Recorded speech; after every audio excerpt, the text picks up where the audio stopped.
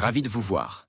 Je m'appelle Alain Duroy et vous êtes sur ma chaîne YouTube où je donne des conseils aux hommes pour diverses situations de la vie. Abonnez-vous pour rester toujours connecté. Et maintenant, je Nous commence. créons nos propres expériences optimales. Les meilleurs moments de notre vie ne nous arrivent pas dans un état de relaxation ou de contemplation passive. Ils se produisent généralement lorsque le corps et l'esprit sont mis à rude épreuve dans la poursuite de quelque chose de difficile et de précieux. Mirai Csikszentmihalyi, Flow. The Psychology of Optimal Experience, 1990. Si vous faites du ski alpin, vous avez probablement été confronté à une certaine pente. Et même si vous l'avez déjà descendue, vous n'avez jamais eu à la dominer, vous avez eu l'impression qu'elle était toujours gagnante dans votre confrontation. Mais voilà que vous vous étonnez d'une nouvelle tentative, d'un mouvement rapide vers le bas, sans aucun effort. Vos actions semblent complètement automatiques, comme si tout se passait tout seul. Vous ne remarquez pas le passage du temps, et chaque son à peine perceptible devient plus intense, du crissement des skis sur la neige. Sous vos pieds à votre respiration rythmée. Vous dévalez la pente et, plus tard, vous pourrez dire que vous ne faites plus qu'un avec la montagne. Toutes ces années d'apprentissage et de lutte, de leçons de ski et de chute dans la neige sont enfin justifiées. Vous avez fait l'expérience d'un état de fluidité. Si vous ne pratiquez pas de sport, vous avez peut-être vécu des expériences similaires dans d'autres domaines, par exemple en travaillant, sur un projet difficile ou même en lisant ou en rencontrant des amis. Dans ces situations, votre esprit est complètement absorbé par l'activité, à tel point que vous vous oubliez et commencez à agir sans effort significatif, avec un sens accru du ici et maintenant, c'est-à-dire en restant dans l'instant. Vous serez peut-être surpris d'apprendre que cet état a fait l'objet de nombreuses recherches en psychologie positive ces dernières années. Mihaly Csikszentmihalyi, célèbre professeur de psychologie américain d'origine hongroise, est parvenu à la conclusion que les gens éprouvent une véritable satisfaction lorsqu'ils se trouvent dans un état de conscience qu'il a appelé « flow ». Dans cet état, ils sont complètement absorbés par des activités qui leur permettent d'exprimer leur créativité. Au cours de cette expérience optimale, ils se sentent confiants, pleinement concentrés, ne font aucun effort pour atteindre un objectif et sont au sommet de leur capacité. Csikszentmihalyi estime que le bonheur n'arrive pas tout seul dans notre vie. Chacun doit créer et cultiver son propre bonheur, qui s'obtient en accomplissant des tâches adaptées à son niveau de capacité, ni trop difficile, ni trop facile pour les capacités d'une personne. Mihaly Csikszentmihalyi est l'un des pionniers de l'étude scientifique du bonheur. Né en Hongrie en 1934, il devient, comme beaucoup de ses contemporains, le témoin involontaire des horreurs de la Seconde Guerre mondiale. Ce qui ne peut manquer d'affecter sa vie puis son travail. Le futur psychologue constate que beaucoup de gens sont brisés par ces terribles événements. D'autres, en revanche, gardent le moral et, si ce n'était la prise de conscience de ce qui se passe autour d'eux, on pourrait croire que rien ne change. Ils étaient joyeux, faisaient des projets pour l'avenir et se comportaient de manière très honorable. Avant la guerre, ces personnes ne se distinguaient pas des autres. En étudiant des artistes et d'autres personnes créatives, Csikszentmihalyi a conclu que l'acte de créer une nouvelle peinture semblait parfois plus important que l'œuvre finie elle-même. Il a été impressionné par l'état de conscience dans lequel une personne est totalement immergée dans une activité avec une concentration et une créativité maximale. Csikszentmihalyi a tenté de mesurer le niveau de bonheur. Son expérience consiste en ce qui suit. Un groupe d'adolescents a reçu des beepers qui émettaient des signaux sonores plusieurs fois au cours de la journée. On leur a demandé d'écrire ce qu'ils faisaient, pensaient et ressentaient à ce moment-là. La plupart des enregistrements caractérisaient le mécontentement des adolescents, mais lorsque leur énergie était concentrée sur une tâche difficile, ils avaient tendance à être plus optimistes. Cette étude et d'autres ont contribué à jeter les bases de la théorie du flux. Le bonheur en tant qu'état de flux. La 10 de base du livre le plus populaire de M. Csikszentmihalyi intitule « Flow ». La psychologie de l'expérience optimale décrit le bonheur comme n'étant pas un état fixe, car il est capable de se développer au fur et à mesure que nous atteignons l'état de fluidité dans notre vie. Un aspect essentiel du flux est le contrôle. Dans un état de flux, nous exerçons un contrôle sur notre propre conscience et ne nous laissons pas influencer par des facteurs externes. Il n'est donc pas étonnant que Csikszentmihalyi conclue « Le bonheur vient de l'intérieur ». Nous n'avons pas besoin de dépendre de facteurs externes, tels que les choses et les plaisirs, pour connaître le bonheur. La clé du bonheur réside dans la manière dont nous investissons notre énergie mentale. Lorsque nous concentrons notre attention sur un objectif consciemment choisi, notre énergie mentale coule littéralement dans la direction de cet objectif, ce qui se traduit par de l'ordre et de l'harmonie dans notre conscience. Le flux est défini comme un état dans lequel les gens sont si intensément impliqués dans une activité que rien d'autre n'a d'importance. Le processus est si engageant que les gens le poursuivent pour lui-même. Les conditions de l'état de fluidité sont les suivantes: des objectifs clairs à chaque étape du processus. Le niveau de compétence disponible est adapté à la complexité de la tâche à accomplir. Concentration absolue sur le processus. Retour d'information immédiat sur vos actions. La conscience détermine les actions réussies et non réussies et votre comportement. Change automatiquement si nécessaire. L'action et la conscience se confondent. La conscience de soi, le sentiment du « je » disparaît. La notion de temps est déformée. Les distractions sont éliminées de la conscience. Sentiment de contrôle total sur le processus. L'activité devient une fin en soi. Elle se fait sans effort et éliminer la peur de l'échec. Comme le montrent les conditions ci-dessus, l'état de fluidité ne se caractérise pas principalement par des sentiments subjectifs. Même positifs, la compréhension et l'attitude intérieure face aux événements. L'essence du flux est plutôt l'élimination de l'interférence, suppression, de l'esprit pensant. Lorsque Michael Jordan se trouvait près de la ligne des 3 points, il ne pensait pas « Oh, mec, comment vais-je faire pour réussir un tir à 3 points ? Que vont penser les spectateurs si je rate mon coup ? Je me demande si j'ai éteint le fer à repasser chez moi. » Si c'était le cas, il interromprait son état de flux et jetterait probablement le ballon dans les tribunes. L'absorption par le processus indique l'absence de soi et la fusion de la conscience avec l'activité dans laquelle on est engagé.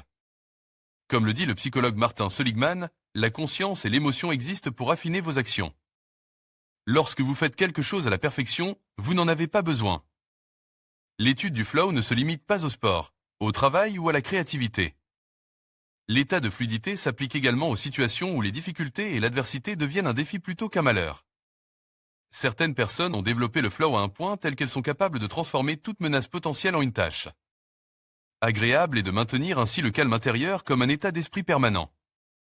Csikszentmihalyi appelle une telle personne une « personnalité autotlique » qui ne s'ennuie jamais, qui est rarement préoccupée, qui se prolonge dans une activité. On pourrait penser qu'un tel état n'est caractéristique que de quelques grands hommes, tels que Socrate, Gandhi ou le Dalai Lama. Mais en fait, le cas de Joe le soudeur, voici l'exemple d'une personne qui décide de refuser une promotion bien rémunérée parce qu'elle aime son travail de simple soudeur. Au fil des ans, Joe a maîtrise de nombreuses phases des opérations de l'usine. Il est capable de réparer n'importe quelle technique, aussi complexe soit-elle, et se réjouit de relever de nouveaux défis pour mettre ses compétences à l'épreuve. Alors que d'autres soudeurs considèrent leur travail comme un lourd fardeau dont ils doivent se distraire mentalement et se détendre. En buvant de l'alcool et en regardant la télévision, Joe appréciait chaque instant de sa journée de travail et n'a donc besoin de s'évader de rien. En tant que personnalité autotlique, Joe est capable de créer des expériences de flow même dans les environnements les plus arides. Et de vivre une vie épanouie malgré son salaire et son statut social relativement bas. L'état de fluidité est créé par des actions présentant un ensemble spécifique de propriétés. Elles sont assez complexes, requièrent certaines compétences, ont un retour d'information clair et immédiat et l'évidence d'un résultat positif ou négatif. Le flux est un processus d'équilibre constant entre les conditions dans lesquelles la complexité d'une tâche est trop élevée pour les capacités d'une personne et l'ennui lorsque la tâche est trop facile. Ainsi, le flux est un état dynamique plutôt que statique, car l'état de flux se traduit par une amélioration des compétences et une augmentation de la complexité de la tâche au fil du temps. Les compétences n'étant pas non plus statiques, la répétition des mêmes actions conduit à l'ennui et la récompense de l'état de fluidité. Et le désir de l'individu de résoudre des tâches plus complexes. C'est la raison pour laquelle les sports sont très bien adaptés aux expériences de flow. Une autre activité populaire qui remplit ces critères et explique sa diffusion massive est le jeu vidéo. Le seul problème est que l'expérience de l'état de fluidité lors des activités susmentionnées peut facilement devenir une habitude, conduisant finalement à une perte de contrôle de l'esprit et à un plus grand malheur. L'état de fluidité comme contrôle de l'esprit. Csikszentmihalyi évoquait la quantité d'informations que le cerveau peut traiter en même temps et souligne les compromis constants que nous faisons pour choisir ce à quoi nous devons prêter attention parmi la vaste gamme de possibilités qui s'offrent à nous. L'un des aspects essentiels de la fluidité consiste à empêcher l'entrée dans l'esprit de toute information qui n'est pas pertinente pour l'activité en cours. C'est pourquoi le temps qui passe et l'inconfort existant passent inaperçus, et les pensées négatives errantes n'entrent pas dans l'esprit est en son extérieur. Le cerveau, concentre sur un seul objectif, est trop occupé pour suivre tous les facteurs en jeu. Il existe ici un lien évident entre le flux et le concept bouddhiste de pleine conscience, ainsi que la concentration et l'attention, qui jouent un rôle clé dans la méditation et le yoga. Csikszentmihalyi affirme que le Hatha Yoga est l'un des meilleurs modèles pour décrire ce qui se passe lorsque l'énergie psychique circule à travers un seul canal de conscience. Il écrit « La fluidité et le yoga ont beaucoup en commun.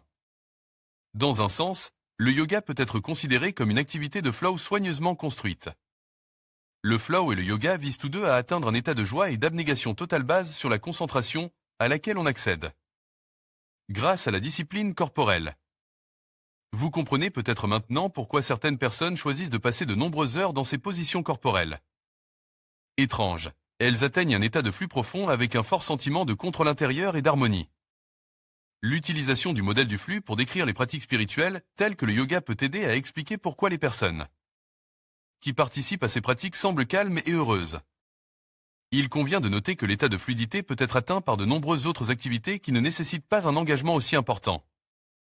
Un état de fluidité peut être atteint en skiant, en pêchant, en jouant de la guitare, en cuisinant, en lisant, en socialisant et même en mangeant. Bien que l'état ultime du yoga soit la libération du soi, la perte du soi, le but du flow, selon Csikszentmihalyi, est de développer sa personnalité, de devenir un soi plus fort. Le psychologue soutient que le développement personnel représente une opportunité de libérer l'individu du pouvoir de la nature. Ainsi, l'état de flux est un moyen de surmonter l'état naturel de l'esprit, qui est le chaos ou entropie mentale. L'une des principales forces qui affectent négativement l'esprit est ce que l'on appelle l'encombrement mental, c'est-à-dire les informations qui entrent en conflit avec les intentions déjà existantes et qui nous empêchent de les réaliser. Nous donnons à ces situations des noms différents en fonction de ce que nous ressentons: douleur, peur, rage, anxiété ou jalousie. Toutes ces formes d'encombrement entraînent un déplacement de l'attention vers des objets non désirés, nous privant ainsi de la liberté de l'utiliser comme bon nous semble. L'énergie mentale perd de sa mobilité et devient inefficace. L'entropie mentale se manifeste clairement dans les moments où nous sommes seuls avec nous-mêmes et rien à faire. La tête commence à visiter des pensées différentes et pas des plus agréables. Flux et plaisir. Une autre conséquence du concept de flux est la confirmation de l'opinion du philosophe grec Aristote selon laquelle le bonheur ne peut être assimilé au plaisir. Alors que les expériences agréables sont généralement des états passifs, comme regarder la télévision ou profiter d'un massage, le flow est un état actif qui est entièrement sous le contrôle de l'individu. L'aisance obtenue dans l'état de fluidité est le résultat d'une concentration maximale et d'une action délibérée. En fait, les expériences de flow consistent souvent en des sensations corporelles douloureuses, comme lorsqu'un athlète de passer limite normale pour remporter une victoire. Malgré la douleur, les gens se souviennent souvent de ces moments comme des meilleurs de leur vie. L'état de fluidité. Parler de la complexité. L'état de fluidité est un phénomène intéressant qui vaut vraiment la peine d'être intégré à votre arsenal de développement personnel. Vous avez probablement fait l'expérience de l'état de flux lorsque vous participez à des événements sportifs. Même si la veille vous aviez la tête pleine de pensées désagréables, après le début de la compétition, vous avez oublié tout ce qui était inutile et vous vous êtes totalement immergé dans l'action. Et s'il n'est pas difficile de vivre une expérience optimale lors d'une activité physique intense, comment entrer dans l'état de flux dans d'autres situations qui n'impliquent pas d'activité physique? L'apprentissage du flux ne doit pas se faire par l'acquisition de nouvelles connaissances, mais par l'élimination des filtres existants qui bloquent l'accès direct à la réalité environnante. Ces filtres sont divers schémas et stéréotypes de pensée, des étiquettes, des comportements habituels dictés par la culture et la société. En outre, vous ne devez pas vous contenter d'écarter des attitudes telles que vont penser les gens, mais ce n'est pas sens. Être comme ça, et si j'échouais? Vous devez être dans l'ici et le maintenant. Vous devez faire l'expérience directe de la réalité, être dans la vie et non dans vos pensées. Vous devez être aussi conscient et concentré que possible. Prenons un exemple. Comment rencontrer des filles dans un état de fluidité? Supposons qu'à l'extérieur de la fenêtre, c'est l'été et que nous sommes samedi. Vous avez enfin un jour de congé et vous décidez de rencontrer une fille dans la rue. Pour être plus précis, avec des filles. Vous avez passé une bonne nuit de sommeil, attendu la soirée, vous vous êtes habillé, mais avant de quitter la maison, vous vous rappelez les conditions nécessaires à l'état de flux. et vous devez commencer par fixer des objectifs clairs pour vos actions. Des objectifs clairs à chaque étape du processus, fixer des objectifs stratégiques, faire connaissance avec les filles et les mettre à l'aise et en confiance, les mettre à l'aise et en confiance. Ce sont les objectifs exclusifs et suffisants que vous devez avoir à l'esprit pour profiter du processus, mais sans dépendre du résultat. Si la communication avec la fille devient mutuellement agréable, vous devez passer à un autre niveau, c'est-à-dire organiser un rendez-vous. Vous avec la fille ou échanger des numéros de téléphone. C'est simple. Pour trouver une fille, il faut sortir dans la rue. Et voilà, la rue, c'est le terrain de vos opérations militaires. Les objectifs sont très clairs et transparents, alors détournez-les du centre de leur attention et concentrez-vous sur le processus. Immersion totale dans l'action, vous devez vous rendre dans un parc, par exemple, en transport public, et vous vous rendez donc à l'arrêt de bus. En chemin, vous ne pensez pas à la drague, à la façon dont vous allez vous y prendre, à ce que vous allez dire à la fille. Vous marchez simplement d'un pas mesure, en redressant le dos, en souriant et en profitant du beau temps d'été. On ne pense pas du tout, mais on contemple la nature, on respire l'air chaud du soir, on regarde devant soi et autour de soi, on observe la réalité qui nous entoure et qu'on appelle la vie. Une voiture sympa passe, mais vous ne portez pas de jugement de valeur sur cet événement. Vous portez simplement votre attention d'abord sur la voiture, puis sur un autre objet. Les distractions sont éliminées de la conscience, vous êtes arrivé à un endroit. Des arbres s'étalent devant votre regard, vous observez une fontaine et un bon nombre de personnes qui sont pour la plupart dans un état de détente. Vous vous approchez du maelstrom d'événements et faites partie de la soirée de sabbat qui va commencer ici. Vous vous promenez et essayez d'apercevoir une fille qui pourrait vous plaire. Elle est là, assise sur un banc, et elle n'est pas la seule à être mignonne, tant mieux. Mais l'objectif suivant est déjà fixe, et vous excluez de votre réalité toutes les personnes qui se trouvent dans ce parc, Hélène. Existe pas, il n'y a que votre connaissance potentielle. Vous vous moquez de ce que les gens pensent de vous, car il ne reste que des arbres, une fontaine et une fille. L'action et la conscience se fondent en un tout. Le choix de la cible est automatique, vous n'avez pas de dialogue interne avec vous-même. Elle, pas elle, et approchez ou pas. Vous voyez et vous avancez. Oui, mon garçon, tu vas vers elle pour faire une remise en jeu. La conscience de soi disparaît, vous ne vous souciez pas du tout de ce que la fille pense de vous, de comment elle réagit à votre approche, parce qu'il n'y a pas de vous. Il n'y a que l'action dans laquelle vous êtes absorbe. L'activité devient une fin en soi, vous avez donc entamé une communication en lui disant « bonjour ». Vous ne vous souciez pas de l'objectif final, vous appréciez le processus. Dialoguer avec une belle fille, c'est toujours un sacre plaisir, donc vous avez déjà gagné, vous êtes bon. Même si quelque chose n'a pas fonctionné, peu importe. De toute façon, vous améliorez vos compétences, vous apprenez de nouvelles choses et vous vous améliorez. On se sent bien. Un retour d'information immédiat sur vos actions grâce à l'unité de l'action et de la conscience, vous communiquez facilement avec une fille. Chaque nouvelle phrase devient la suite de la précédente, vous êtes comme une machine à parler qui débitait mot après mot comme si vous n'y participiez pas. Mais si une situation inhabituelle se présente, vous n'en avez pas l'impression, car vos actions sont automatiquement corrigées, et vous êtes constamment dans le sujet. Le sentiment de maîtriser parfaitement le processus, vous avez l'impression d'être Superman, ou du moins Batman. Vous contrôlez totalement le processus de communication. C'est comme si vous étiez le chef d'orchestre, vous êtes le processus. Vous ressentez une joie sincère, et l'état de fluidité se transmet à votre interlocuteur. Ce sentiment ne peut être décrit avec des mots. En réalisant le sourire sur votre visage, vous sentez que vous faites partie de l'univers, que vous êtes l'univers. Dites stop, il peut arriver un moment où vous devez cesser de profiter du processus, ou plutôt l'orienter dans une autre direction. Car vous risquez ainsi de manquer le but ultime. Peut-être la jeune fille a-t-elle déjà envie de se cacher de tous les gens qui vous entourent. Peut-être a-t-elle envie de se promener au bord de la mer ou de se rendre dans une cour tranquille d'une autre rue où vous pourrez être seul et échanger autre chose que des numéros de téléphone. Oui, c'était une bonne journée.